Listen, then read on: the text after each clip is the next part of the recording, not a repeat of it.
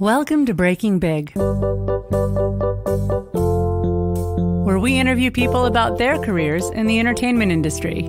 I'm your host, Erin Newmeyer. Everyone here at Thunder Tally Media is so excited to announce that we are being featured on the Hoo Ha Ha app under the Podcast We Love section. They are on a mission to spotlight and support women in comedy. One of the ways they do that is by amplifying women's voices, like this podcast. If you haven't already, go check out the hoohaha.com website. There's so much great content there. That's where you'll find my podcast and all the other shows featured under the Podcast We Love section. And now I'd like to welcome you to Breaking Big. Hello, everyone. Welcome to the show. I'm your host, Erin Newmeyer. This episode will be broadcast on camera and on our Thunder Tally Media pages on Facebook and our YouTube channel. So if you are listening in podcast audio only mode, you can always rewatch to see the videos there and on Stitcher, which now offers a video option. So let's get started. This is the one with Chantalynn, a Hollywood beauty and wellness specialist and an eco-conscious celebrity nail stylist. She advocates for safer skincare and cosmetic products, emphasizes holistic beauty, and helps others find love and joy inside and out. When Chantalynn was just 9, she and her mom fled Vietnam and were part of a refugee group called the Boat People. She's grateful that she survived that dangerous journey, and that's a big reason why she lives with the positive attitude and a thirst for life. She's an advocate for Fran Drescher's organization, Cancer Schmancer, and Chantalynn was also the former president of the Santa Monica chapter of the Holistic Chamber of Commerce. Welcome to the show, Chantalynn. Thank you so much for having me. I'm excited to be here. How fun. Well, I'm thrilled to have you. You are my first celebrity nail stylist on the show, so that's very exciting. So how did you become a manicurist to the stars? You know, it started out because I was working for my mom nail salon right here in Santa Monica. It was called the Nail Palace back in 1984. And then I had a job, a corporate job, because I was going to go to school and become, a businesswoman, climbing the business ladder. And there was a job for 1-800-Dentist, and they have their own commercial section. When they were doing a commercial, they asked, is there a nail person that could do it? And I'm like, me. And so I started doing the first commercial for 1-800-Dentist. And then from then on out, the producer just keep passing my name around because, we're tight in Hollywood. That's great. Yeah. That's amazing. So what do you need to know, before you start working as a manicurist? Well, with any career, you have to know that you love it, that you like it.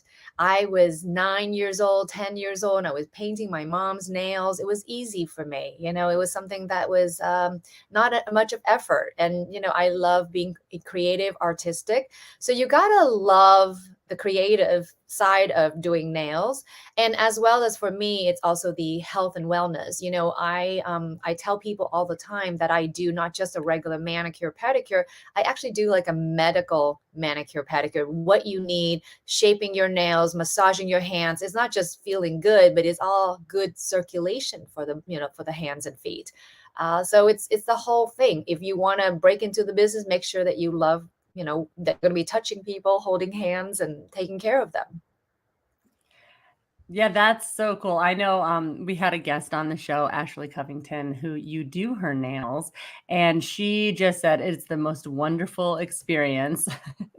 And I really believe that. I do think it's important, especially like, touching another person. I have a few friends that do massage, and they talk about how like just being in contact with another person can be healing on its own way. Yes, I definitely feel that touch therapy is so important for us. Human beings, we need that touch. It's healing. Imagine people who are isolated, especially during COVID, and they're all alone, and it's really hard. You exchange a ton of energy when you're holding hands through your feet and through your head, actually. So that's how we exchange energy with each other.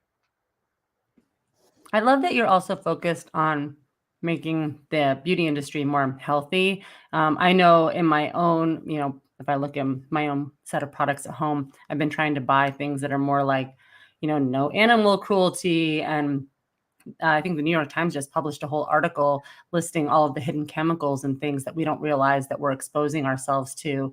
There's even things that are, the FDA has said, no, you can't put this in something you put on your skin every day, but then they left it in toothpaste, which you put in Right. your mouth. And we all know, like, if you want to absorb something really quickly, you put it in your mouth. I mean, so it's it's very complicated to navigate that whole industry.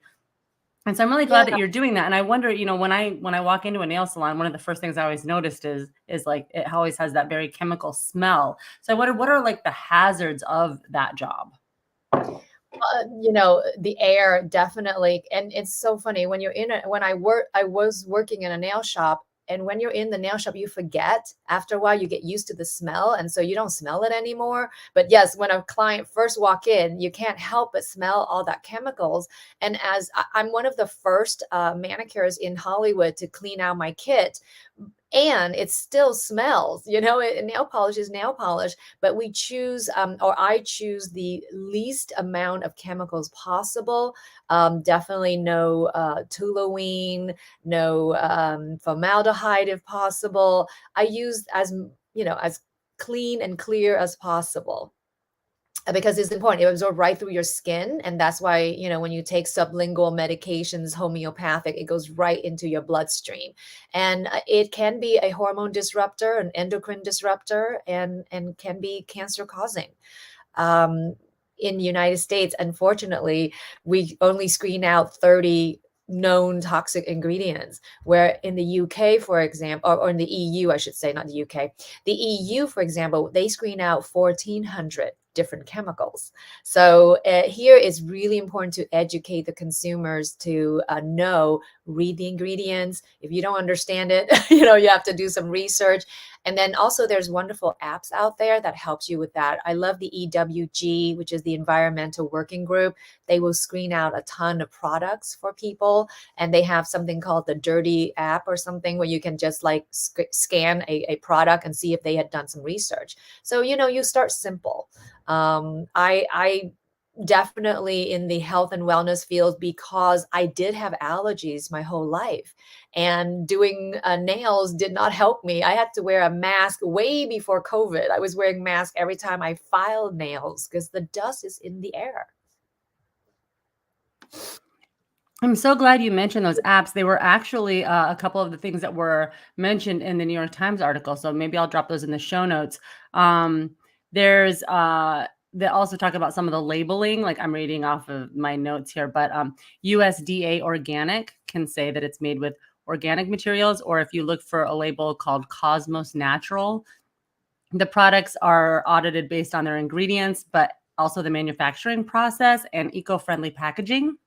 Yes. And then there's EWG verified, which I wonder if that is similar to that Yeah. app you just spoke about, Yes. I've and actually made safe. Yeah. No, So EWG stands for Environmental Working Group. And I met Ken Cook, the founder of that. And he's amazing. He is on this mission to help keep everything clean and safe for all of us, for not just the planet, the packaging and all that, but for the humans and their lives, all the life forms on this planet. It is, we have more and more cancer cases here now in the US than ever. Besides everything else, autoimmune diseases on the rise. So you got to start looking at your environment, because I would think 90% of cancers is usually environmental.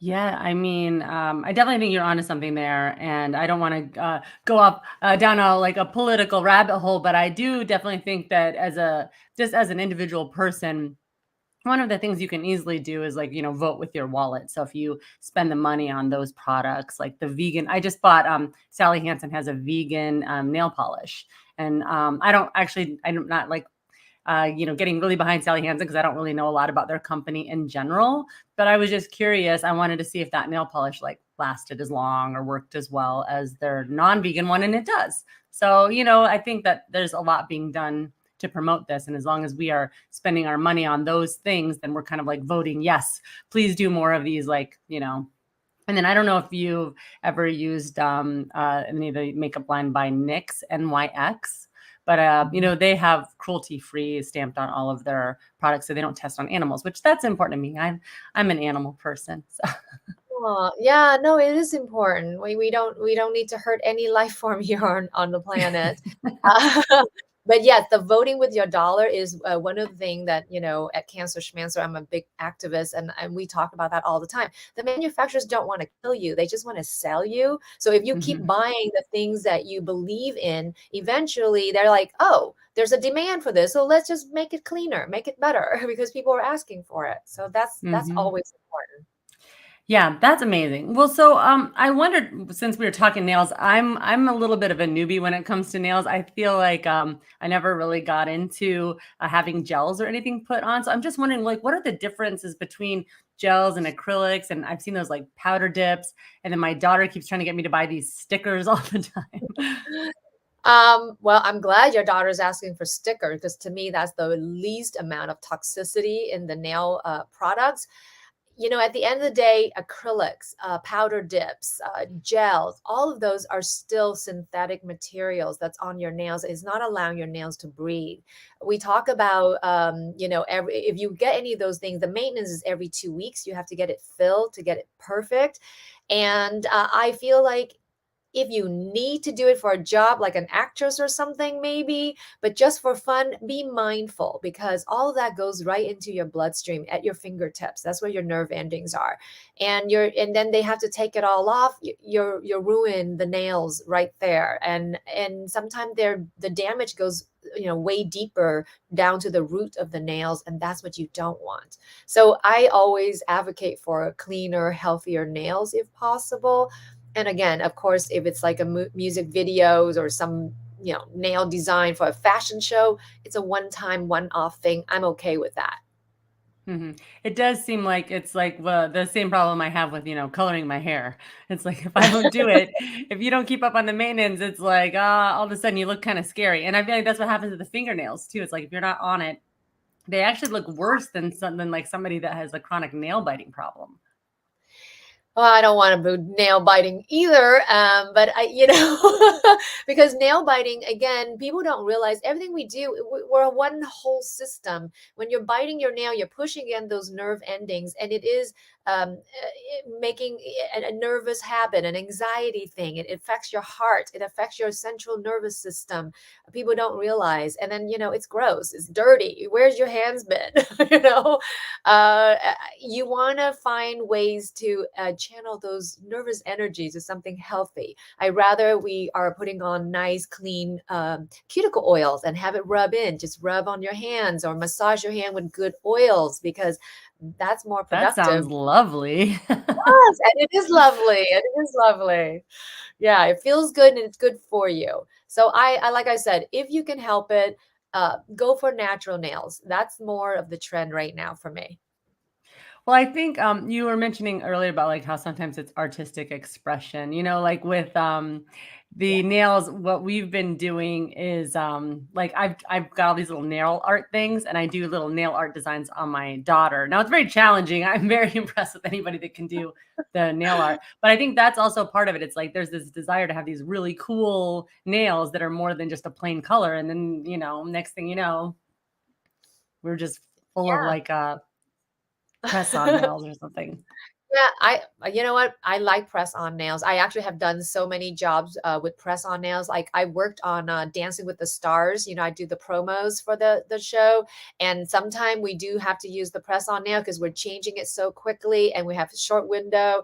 So anything goes for a job for a creative project. But I'm saying for average everyday women, why do you need strong, these long nails? I mean, unless that is the one thing that makes you happy to get your nails done, then I say go for it. But it's all about being mindful and working with what works best for you. Speaking of like Dancing with the Stars and everything, what is the craziest nail job you've had to do? Like, what's the craziest situation or design or whatever? Oh my gosh, so many. Where do I begin? I would say the craziest thing, I think it's been so long, but I worked on Kesha at one point, and it was an editorial where, this is amazing photographer who was in the fashion world, and now he's doing commercials, and he was doing a photo shoot with Kesha. So we all pitch in together so that we can have that tear sheet to be part of our portfolio. And I had no idea what to expect. And I show up, and it would be these super pointed nails that I was not prepared to do. So I was gluing nail tips on top of nail tip and then shaping it so that it's short and pointy and making it black and cool. Well, the pictures turned out amazing. I have to dig up that photo somewhere, but it's been a couple of decades since I've done that. But that was a fun, crazy job. I was so stressed out. I didn't know what to expect, and I had to produce, and it was something highly creative and fashionable. So I cannot mess up. With a big star. Yeah, that had to have been so cool. Like, wow. Super fun and high pressure too, right? Yeah, high pressure for sure. So I Yeah. wondered, like, can you have your own nails done? Because you're always like, probably touching the things that remove nails or clean nail polish off. So what do you do with your own nails? I cut them super short. I actually want no nail whatsoever, down to the quick. Sometimes people are like, "Does that hurt?" And I'm like, "No." And I think Mm, at one point, maybe on dates, and the man said, "Don't you have your nails long?" I'm like, "No, this is how I am." mhm. I like to feel with my hands and my fingertips, and so I cannot be bothered with nails. When I first came out of beauty school, I did have nails and gels and acrylic, and then I would play tennis and I would break a nail. And if you've been through this before, it hurts, because even after the nail come off and they put on a fresh new nail, I would be at home sleeping, and I would have throbbing sensations in my Oh, nails because you keep ripping it off to put it on. They have to mhm. roughen up the surface in order for the product to bind. So after a while, I can't be bothered anymore. And definitely, when I started, thinking about having a baby, that was it. No more nails. I cut my nails down to the quick. And now my baby is 17 years old, but I'm not interested in having nails. Yeah. Yeah, well, I mean, I also play a little guitar and stuff, and I find I've got to keep my nails short anyway. Otherwise, you can't like properly hold the strings down. Or, I mean, gosh, just like doing even a light house cleaning, like washing the dishes by hand or whatever, my nail polish comes off immediately. So it's sometimes I'm a little bit like, what's the point of doing all of this, maintenance? Right. But I could see if you're a model or a TV personality, or maybe you're somebody that works with your hands a lot, or maybe you just want to come off as like really professional. There's certain things I think, that sleek look just kind of Yes. has a professional And there feel. are people who cannot grow any nails and it looks bad. And so professionally, they should have their nails done. But then, they just have it look natural. They don't put on tips Mhm. to go really long, because that's not appropriate to the job you're applying for. So, just whatever your lifestyle is, let it be an expression of you. You're professional women. You want to make sure it looks professional. Yeah, the same thing was said by Ashley, our hand model that came on. She said it's always just better to keep her fingers natural. And I wondered if you have any tips for people to like keep their fingers looking really nice, even if they're not wearing any polish. Yes, I would say that the hydration is really important. So make sure your cuticles are hydrated. You can push back gently after a bath or shower, even with a towel, putting your thumb on the towel and just kind of gently push around the cuticle. Hydration and good, clean, clean green beauty lotions are really great. And then maybe once a week, you want to make sure that the nail edges are nice and smooth, because if it's not smooth, then you get caught on thing, and then it would break your nail, and it would be breaking below the surface, and that's very painful.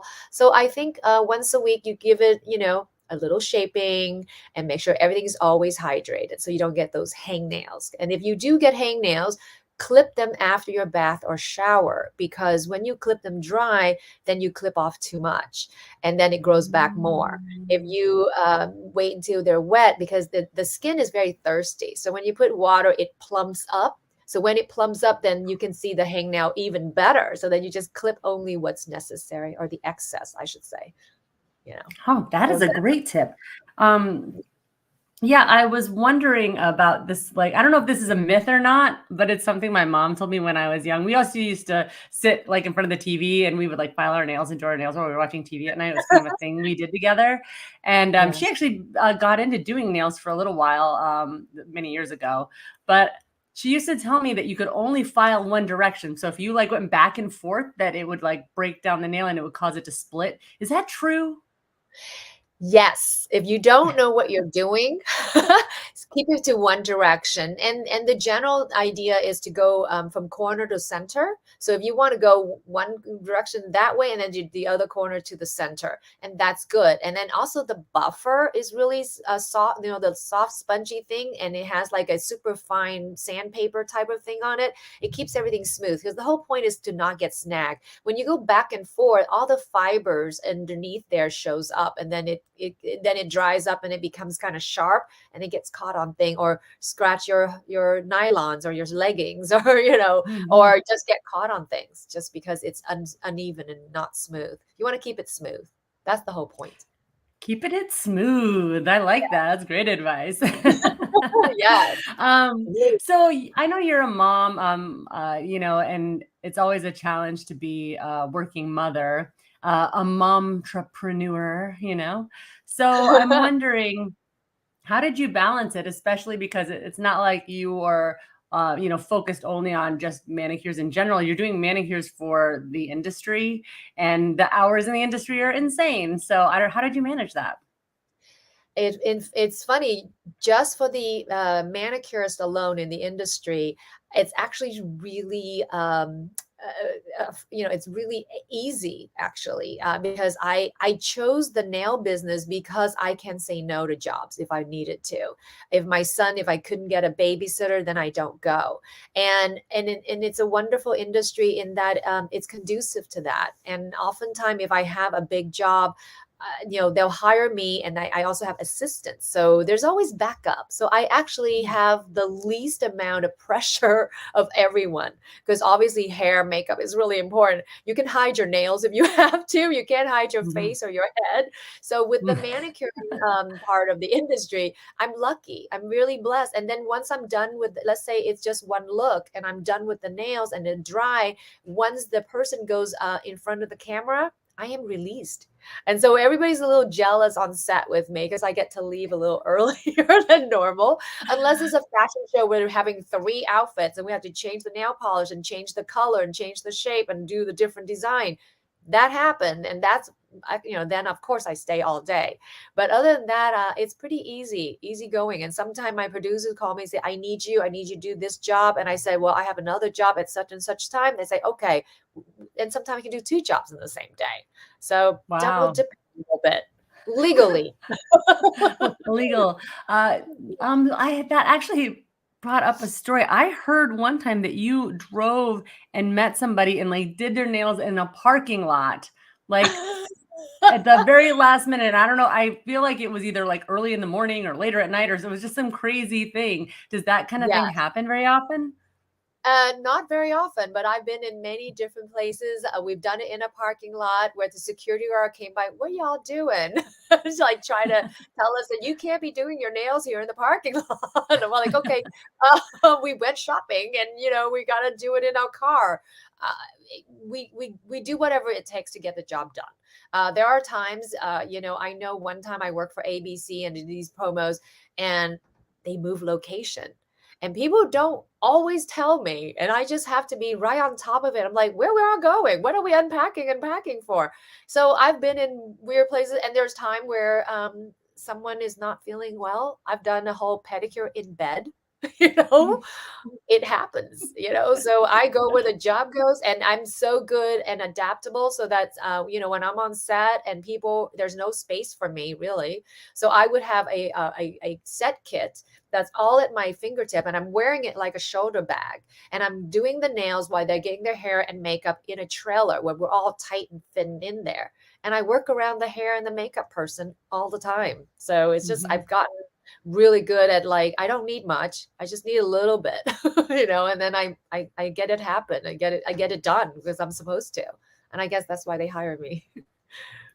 Yeah, it's so crazy. I worked on a film. It was like 2 years ago now, and it was my first time ever having to be like, kind of like done up. Where Mhm. I was gonna be in a bikini, and I was like, "Oh my gosh, I probably need to do something about, like, some, self-care for this situation," and I'd never done a spray tan before, so, like, I was, like, 2 days before I, like, booked myself a spray tan appointment, and I did not understand what happens in those like, it gets on everything, like, it's so crazy, and you feel dirty. It's so weird Yeah. the things that we do to ourselves, you know? Now, great, a couple Yes. days later, my skin looked amazing. But also, Yeah. like, the same thing, like, I had got my nails done and stuff because I was like I noticed that, some of the other girls were doing that, but, like, nobody tells you. Like, "You're hired for this job, and now you need to, like, go get your hair colored and go get a spray tan and go get your nails done." It's crazy. Yeah, I think that's how I got started with the nail when I was doing my first commercial for 1-800 Dentist. It was about cosmetic dentistry, and they have this girl stepping out of supposedly she's naked, stepping out of the bathtub, telling her boyfriend, "Hey, give me a towel." And he goes, "Wow." And you think he's talking about her beautiful body, but it was about her teeth. Anyway, they made her do her hands and feet just in case the camera shoots down there. Mhm. And so, I've done commercial for, a big, prominent, very expensive luxury line of watches. And again, the girl is naked. All she wears was the watch. Well, on the day of the shoot, they call me frantically saying, "Can you come now? Because her nails are not done. And there's chip red nails, and she's wearing this, $100,000 watch." And I'm like, and she's supposedly all naked except for that, but her hands show. So, yes, self-care is so important, and Yeah. people forget about their nails. Oh, yeah, I totally didn't. I mean, honestly, I didn't think about anything. I didn't think about getting a tan. I didn't even cross my mind because that's just not part of my day to day. You know what I mean? I'm kind of a low maintenance person in general. And I was like, geez, I feel like somebody should have told me all of that. So plus it's expensive then, like you're booking this job, but then, Yeah, I had to drop money for a spray tan and, like all that stuff added up. I don't think I spent more than what I made, but definitely spent a chunk of the money that I to get all this yeah. stuff done. So crazy. Well, Much better to nowadays be hired on a job where they send you. yeah, and then, nowadays they know because those things happen, these mishaps happen so much that the industry now knows if there was something where they think, "Oh, we need to have all," you'll be on set, there'll be a spray tanner on set, there'll be a Mm, manicure, there'll be hair, makeup, the whole thing. We will have you from head to toe ready to go because they don't take chances like that anymore. Because, you're talking about they had to stop production that day until I get there and fix this girl's nails. I mean, it's yeah. And it's she a must have huge. felt horrible.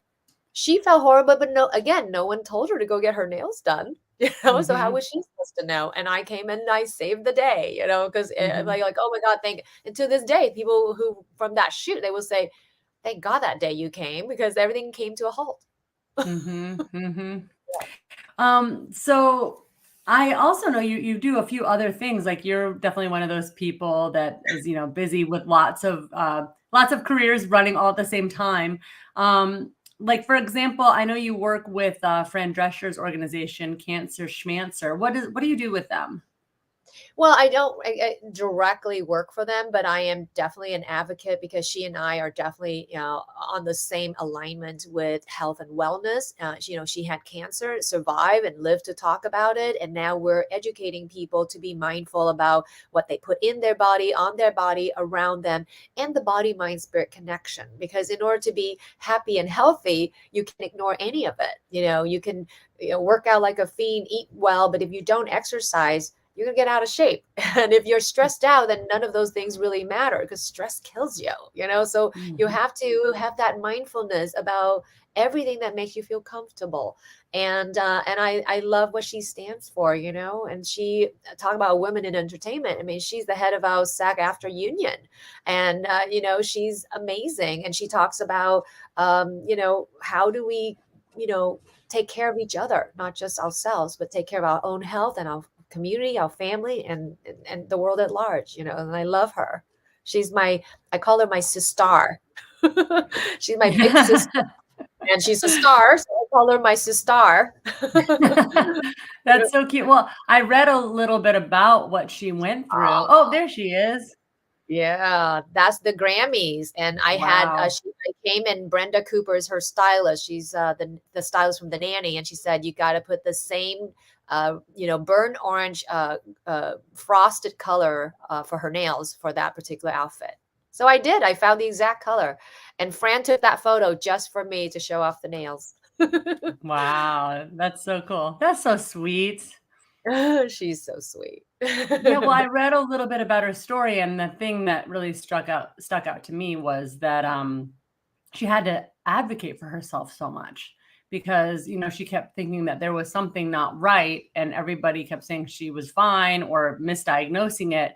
That if it hadn't been for her being so tenacious, she wouldn't have gotten to the root of it, and she feels like that's a large part of the reason why she's here today. So. Yes, it was a 2-year, 8-doctor odyssey just to get the proper diagnosis of uterine cancer. And we're very fortunate because it was a slow growth. Because 2 years, if it ovarian or breast, we might not have her with us today. So she lives to tell the tale. And so we're like, take control of your body. That's one of our mantra. Be intuitive. God's gift to women is our intuition, and we got to listen to our body. We got to listen to that whisper of like, something's not right. I don't feel perfect. So go get it checked out, get a second opinion. Fran got 8 opinions, and Wow. that scares me. An average person like me, if the doctor said you're fine, I'm gonna listen. And now I Mhm. feel better. Now I'm like, no, I don't feel right. We got to keep looking for what is it, and stage 1 is the cure in cancer. So you want to get an early detection. And so you want to get Mhm. screenings, and all of that is so important. I know that's so true. I actually had the kind of a strange like medical thing going on last year, and then I realized, well, two things were happening. One, I was becoming really anemic, and so that was this is a weird thing that apparently like one of the side effects of being anemic is you tend to want to chew on ice, which is so strange. Obviously not good for your teeth, but it's like kind of this it's like you get this like urge to chew on ice, and I didn't realize what was going on. I just was like kind of getting into like, having like ice in my water, which I never really did before. And then I started drinking these Crystal Lights because, I was trying to watch my weight, so I was trying to drink something with no calories, which basically a chemical powder I was drinking. And then I was putting all this ice in there, and I couldn't get enough of it. Like I just wanted to drink them all day long, and I started not feeling well, like my stomach, my gut, like your gut biome or whatever, was getting Yes. really thrown off. And I really didn't feel well. And I went to a couple different doctors, and it was only after I went to a urologist because like I was also having, I mean, everything in my system was not working properly. And she asked me what I was drinking, and I mentioned that. And apparently, some people have a sensitivity to aspartame or sugar substitutes, and Yes. that was the thing that was causing me all of the other problems. So, and then we figured out the whole anemia thing, which, I took care of as well. But it was like this, like one thing on top of another, on top of another. And like, if thankfully, I'm very fortunate, we live in Santa Monica, which is like, we have, there couldn't be more doctors around. I mean, UCLA is right there. Cedars-Sinai is right there. Like you're surrounded by a wealth of healthcare options. So, I mean, but boy, if it was difficult to get in to see a doctor for that, I mean, I don't know. I Yeah. don't know how long it would have been until I sorted it all out. Yeah, and it's so important, to that's all about nutrition again, because chemicals, it breaks, you don't know, it breaks, it was not meant to be in our body. And so, it's so important to eat whole foods, organic if Hmm. possible, and Hmm. less processed food. So, Hmm. that's I love the farmers market. Talk about being in Santa Monica. We get to go to the farmers market. Everything's fresh and whole and wonderful for you. So yeah, keep it simple so that your body Hmm. can digest. And also the other thing is what you take in, your body get to use it as fuel. So you ask yourself, what am I feeding? My beautiful vessel. you know. I know. Well, now I just take a fresh lime and I just squeeze that right into some water. Like that's so fresh. Like I don't know why I wasn't doing something like that before to kind of just get that, like, because I really like that citrus fix. Oh, so crazy. Anyway, Well, I also know that you have done some writing. There's a book that you contributed to. I know you have it right there. I think we also. Oh, here we have the Yes. cover. Yeah, it's so cute. I love the title. Your amazing itty bitty holistic experts compilation book. Yes, I was running the Santa Monica Holistic Chamber of Commerce, and I'm, in touch with all these different holistic experts. So we decided to do a book together. It's only a page and a half each chapter, and so I got to write the introduction because I was spearheading the project, and then my little chapter is on what makes your heart sing. Because I feel like if we all get to do that, then everybody's in harmony, world Mhm, peace. So I love, and it's just a little taste of what we all do holistically. I know that word gets thrown around a lot, but mhm, it is all about being, again, mindful and looking at ourselves as a whole body. Like when you're having one issue of a health problem, you know that it's all related. It's not just the digestion. It's also about sleeping. It's also about breathing. It's also about, skin issues, or, everything is related. So we just have to be mindful. Again, what are we feeding our beautiful vessel and our mhm. spirit?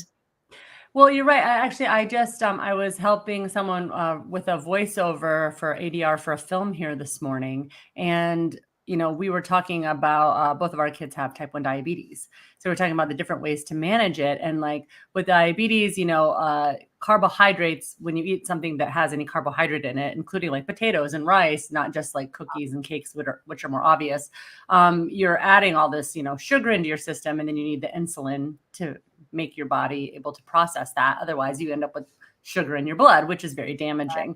So, we were having a really interesting conversation about that and how it's so frustrating because things that are actually quite bad for us are the easiest things to get. Like you said, we have a farmer's market. I can go get fresh vegetables every day and it's relatively inexpensive as opposed to like going to a fancy grocery store or whatever. And it's so frustrating because sometimes when I do go to like a Smart and Final or other like I don't know, wherever you are, wherever you're listening, there's every kind of grocery store. But I'll buy some strawberries, and like the next day they're starting to mold already. So it's like it's very frustrating because to eat healthy, it just takes so much mindfulness and effort. Where like the package of cookies in my cabinet will last for a couple months and not mold at all. Yeah. Because it's covered in some kind of like, Right. anti-mold Yeah, chemical. it's true. It does take more planning, and it's hard for moms like us, mompreneurs who are busy mompreneurs. It's hard for us to, feed our kids healthy things. And the way I look at it is you pay now or you pay later. If you don't spend the time, then they get sick, and then we end up having to take off from work and take them to the doctors. It's all Mhm, all in mhm, the same wash. You might as well stay healthy, and not have mhm. any of those issues and go through the pain and suffering. So that's my philosophy, to keep it simple. Well, I love that so much. I wondered as we're, kind of wrapping up here, if there was anyone or anything that you kind of wanted to shout out or share with people. Um, Well, I am definitely living a life of gratitude. I'm grateful to be alive.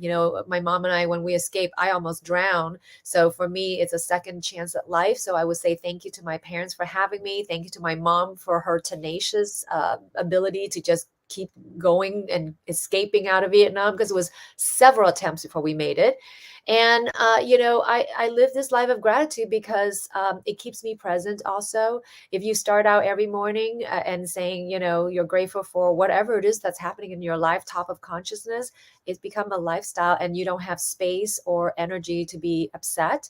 I have so many people. I mean, I love the nail business. I get to meet so many amazing people like Fran. She's one of my best friends, big sister, and I look up to her because she takes everything that happens to her as opportunities to learn and grow and heal yourselves. And that's where I want to be. And I just love my life and my community. So my big shout out is to everyone that I have ever met, cross path. I learned from you. I am grateful for you because I am who I am today because of all of those experiences. So this is how I want to continue to spread more love, more light, more joy. So uh, yeah, I'm just grateful, and I'm grateful for you. Having these conversations is so important. us busy women in entertainment, moms, Mhm. just being a part of the planet and part of humanity. And how can we embrace what is? Because the world's so crazy right now. So how can we embrace what is and make it better for ourselves, our family, and all of our community? I love that. I love that sentiment. So I'm going to echo it as well. I want to tell everybody I'm grateful to all of my listeners, to all the people that help me make this podcast, to all my guests, and all the wonderful people in the world Yes. that I've come into contact with and been lucky enough to work with. So thank you, everybody. I also Thank wanted to mention that Chantalynn hosts I guess it's a Facebook group, right? Where you help people explore this idea of gratitude and how just, and I don't know if you guys are spiritual or not who are listening, but I tend to take this approach that, like, if you put it out there, whether you want to think of it, in whatever makes you feel good to think about it in that way. I find even just like networking or talking about it or putting it out there in the world, like if I mention, like I'm coming up on the Easter Seals Disability Film Challenge again this year. And so everybody I talk to, I mentioned that, I'm going to be crewing up and when we're shooting, because inevitably somebody says, "Oh, I know someone," or "I might be willing to work on that." And I just think that that's kind of part of it. It's like being grateful, appreciating other people, and like, talking about what you've got going on. Like people generally want to come together and be a part of something or help you if they can, which I love that so much, especially Yeah. with the world is so crazy that I think focusing on those, like, microcosms of like goodness that are happening. I know that's what kind of gets me through the day. That and my Instagram, where I watch nice people doing nice things to each other on Instagram. Yeah, yes, I do this group. It's based on the book called The Magic by Rhonda Byrne, and she wrote The Secret. And so we do these exercises based on the book, but I have my own versions of everything because I'm like, how can we infuse more gratitude into our life every day? And how can we make it tangible and practical so that it's the time that we take for ourselves? And, people don't realize, but gratitude is actually a magical magnet for all the things that you really want to pull into your life, that you want to manifest, because it is all there for us. And like this kind of conversations that we're having, this podcast, it's using our voice for the common good, using our voice to help each other, to lift each other up, right? Because Mhm. we're here together, we're all in one, and I love that oneness, that connectedness. So I'm very interested in stuff like that. So if anybody's interested, all the listeners, you can reach out to me on Facebook, and I will gift you the PDF of the magic if you would like to follow along or do your own practice. I think Ashley Covington, she's one of my heroes. I gave it to her back in 2016, and she's part of my practice group and one of my practice leaders. Mhm.